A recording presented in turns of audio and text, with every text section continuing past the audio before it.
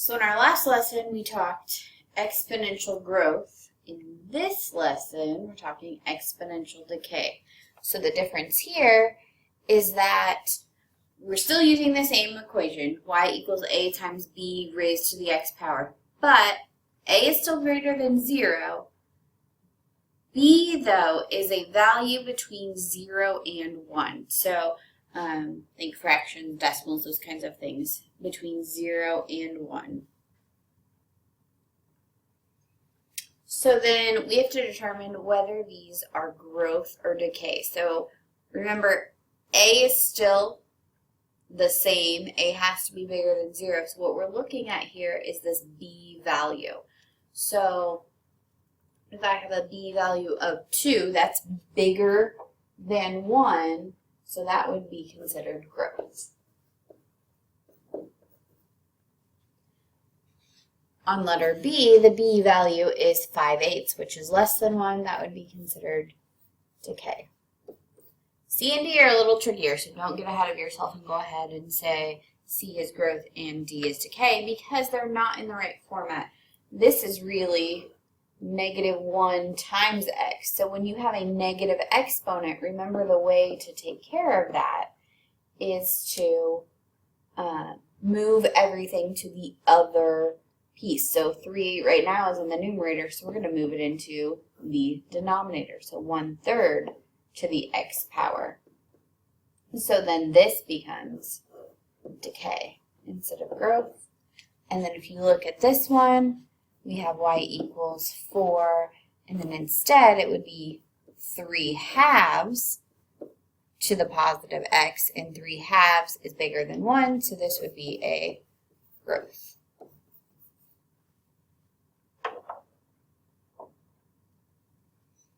All right, so when we're dealing with graphing exponential decay, we're going to graph it exactly the same way we do exponential growth. Your A value is still going to be your y-intercept.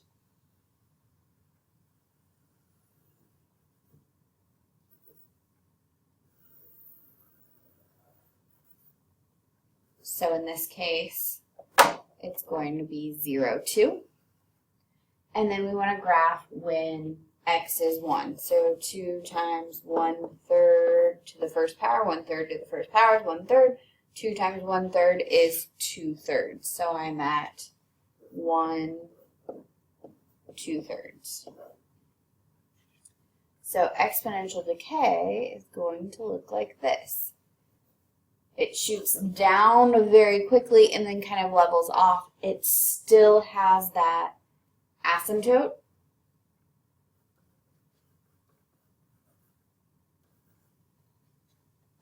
If that were a negative in front of the 2, that would flip that over. Just like it does with exponential growth. All right, this one, we're going to graph exactly the same way again. We have transformations, so I'm going to deal with y equals 5 times 1/8 to the x. And then I'm moving left 1 and down 2. So I'm at 0, 5, and then I'm at 1 5/8. And for my transformation, I'm at -1 and then +3. And for this one, I'm at 0. If I move left 1, if I move down 2, 5/8 minus 16/8. So 5 minus 16 would give us a -11/8.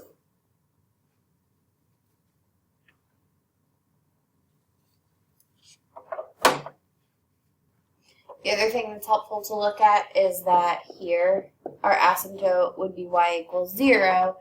If we're moving down 2, our new asymptote would be at -2. And so that may help you in your graphing to know where we're approaching. So if I go ahead and plot,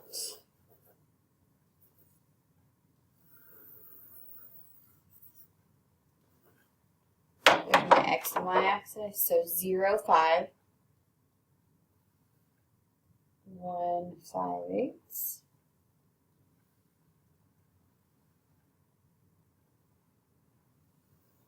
I didn't quite make it there on my point.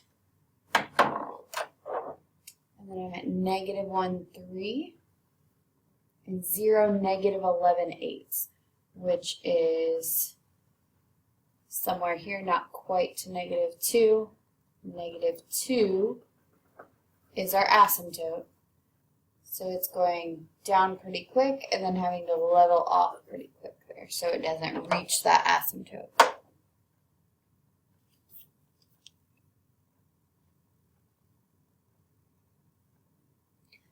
All right, then we have decay model. So we have the growth model, which is a times 1 plus r to the t value. Decay models is a times 1 minus r to the t value. So it says write an exponential decay model that describes the situation. You drink a beverage with 120 milligrams of caffeine. Each hour, the amount of caffeine in your system decreases by about 12%. So caffeine is like our y value. We're starting at 120 milligrams. Each hour, we're losing 12%. So 1 minus 0.12. And then instead of t, it's having us use h. I don't want you to leave it with that 1 minus 0.12. Go ahead and simplify that. And if you can do that right away, that's fine. So that would be 0.88 to the h.